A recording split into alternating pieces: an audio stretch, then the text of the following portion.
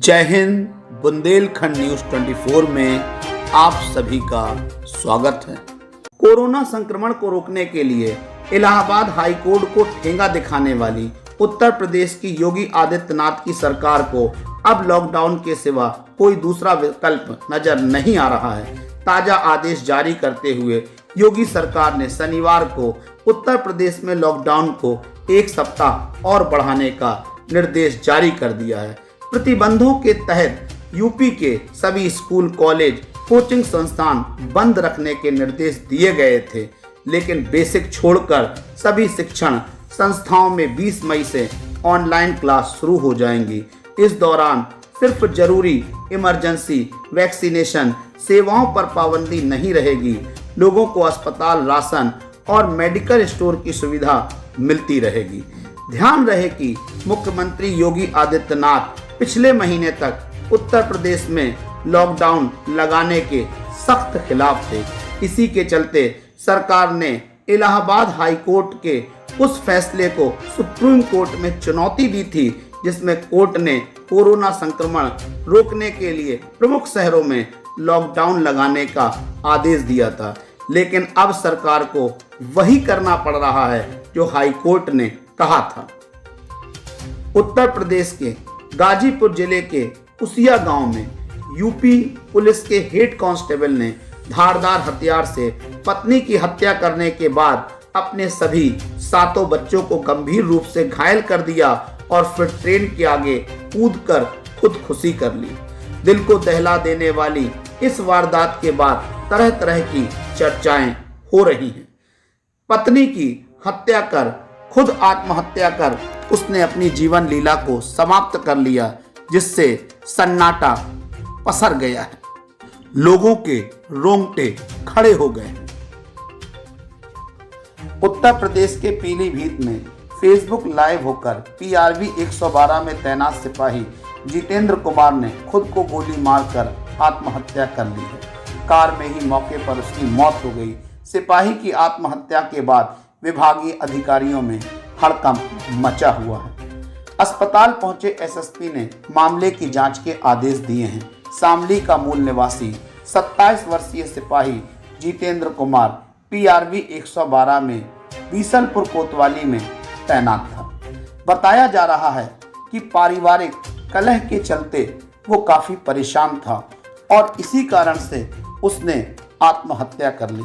अपने live video में वह रो रहा है और रोते हुए उसने आत्महत्या कर ली। घाटमपुर कोतवाली क्षेत्र के बिराहिनपुर गांव में दिल दहला देने वाली वारदात सामने आई है। घर के अंदर अकेले नाबालिग बेटी और उसके प्रेमी को देखकर पिता आग बबूला हो गया। पिता और चाचा ने मिलकर कुल्हाड़ी से काटकर दोनों की हत्या कर दी है। इस घटना की जानकारी होते ही गांव में सनसनी फैल गई। घर के अंदर दोनों ही बंद थे। दोनों नाबालिग बताए जा रहे हैं। पुलिस ने घटना की जांच शुरू की।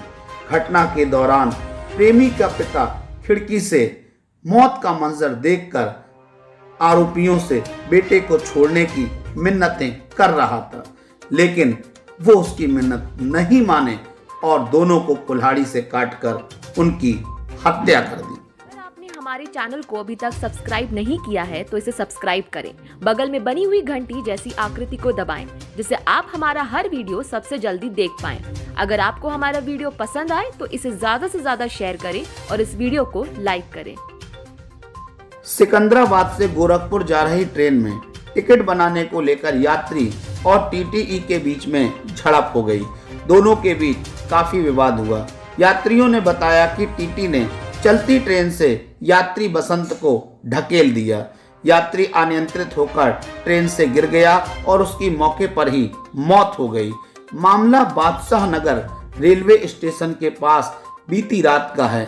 यात्रियों ने TT को पकड़कर पहले 112 पर डायल किया, फिर उसे पुलिस के हवाले कर दिया।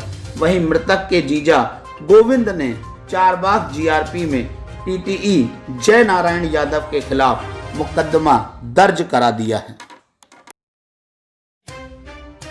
पंजाब के मुख्यमंत्री कैप्टन अमरिंदर सिंह और उत्तर प्रदेश के मुखिया योगी आदित्यनाथ के बीच पंजाब में एक नया जिला बनाने को लेकर तीखी नोकझोंक हुई है।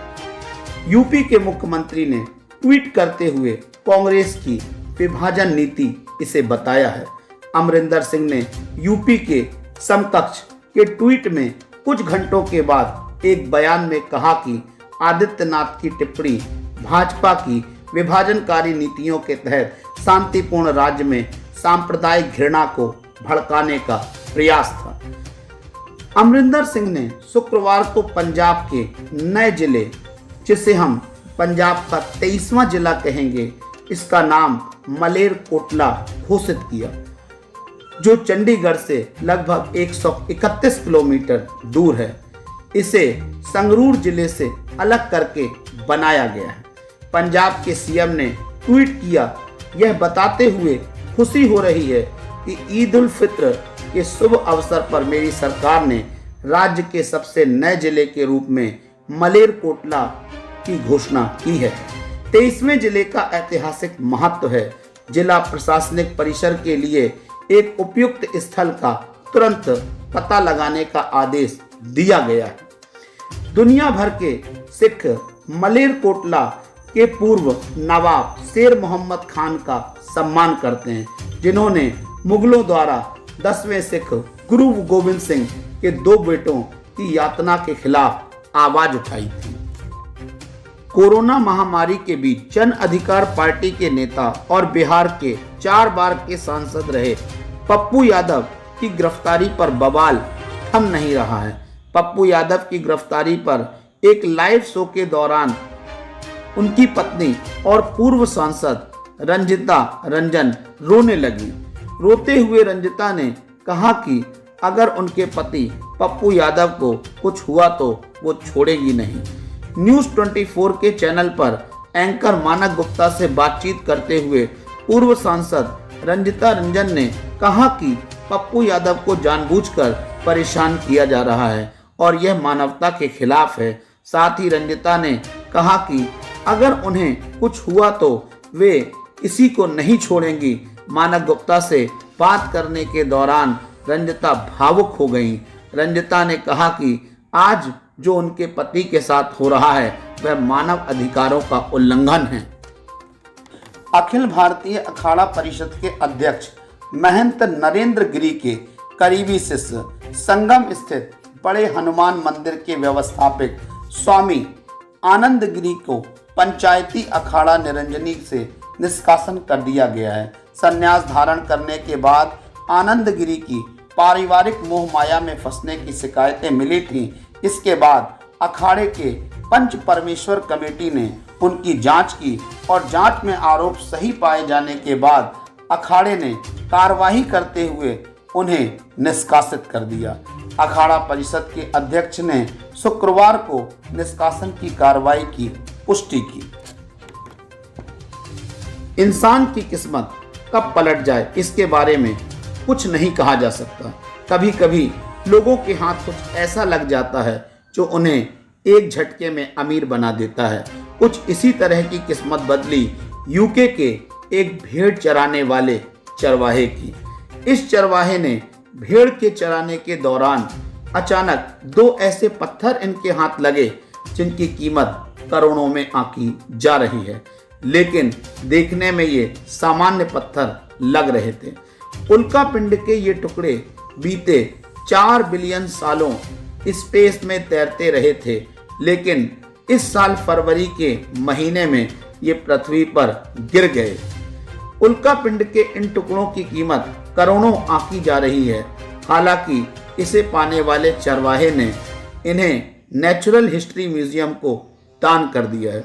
बता दें कि म्यूजियम के द्वारा इन पत्थर को डिस्प्ले पर लगाया गया है। स्पेस से गिरे इन पत्थरों का नाम विंचकाम्ब उल्कापिंड रखा गया है। उल्कापिंड का ये टुकड़ा काफी दुर्लभ है। भारतीय रेलवे की पहचान पूरे विश्व में है। ये एशिया का दूसरा सबसे बड़ा रेल नेटवर्क है। हमारे देश में लगभग 8000 से ज़्यादा रेलवे स्टेशन हैं। कुछ रेलवे स्टेशन के नाम इतने मजेदार होते हैं कि उनके सुनकर हंसी आ जाती है। मैं आपको बता दूं कि भारत में एक ऐसा रेलवे स्टेशन भी है जिसका कोई नाम नहीं है, इसे बिना नाम वाला रेलवे स्टेशन कहा जाता है। ये जो रेलवे स्टेशन है ये पश्चिम बंगाल के आद्रा रेलवे डिवीजन में पड़ता है। बांकुरा मैसाग्राम रेल लाइन पर स्थित यह स्टेशन दो गांवों रैना और रैनागढ़ के बीच में पड़ता है। हालांकि शुरुआती दिनों में रैनागढ़ के नाम से ये रेलवे स्टेशन जाना जाता था, लेकिन रैना गांव के लोगों ने इसका विरोध किया और उन्होंने मांग की कि स्टेशन का नाम उनके गांव के नाम पर पड़े। जब ये झगड़ा रेलवे बोर्ड के पास पहुंचा तो इसे सुलझाने के लिए रेलवे बोर्ड ने रेलवे स्टेशन के साइन बोर्ड से स्टेशन का नाम हटवा दिया है, जिसके कारण से बाहर से आने वाले यात्रियों को काफ़ी परेशानी होती है। नाम ना होने के कारण से यात्रियों को दूसरे लोगों से स्टेशन के बारे में पूछताछ करना पड़ती है। हालांकि रेलवे अभी भी टिकट पर स्टेशन का पुराना नाम रैनागढ़ ही इस्तेमाल कर रही है। उत्तर प्रदेश में कोरोना के इलाज के लिए ऑक्सीजन न मिलने से हाहाकार मचा हुआ था। वहीं 68 साल के एक बुजुर्ग ने अपने ऑक्सीजन लेवल को मेंटेन रखने के लिए एक अनोखा तरीका निकाला। वे अपने घर में लगे पीपल के पेड़ पर ही अपना डेरा जमा बैठे। पेड़ पर ही वे बैठकर योग करते और वहीं खाना भी खाते। सुबह से शाम तक वे 7 से 8 घंटे पीपल के पेड़ पर ही चढ़े रहते। इस शख्स का नाम राजेंद्र पाटीदार है और ये राव रंगवासा के हैं। उन्हें पीपल के पेड़ में चढ़ने में काफी महारत भी हासिल है और उसके इस काम में उनका पोता भी उनका साथ देता है।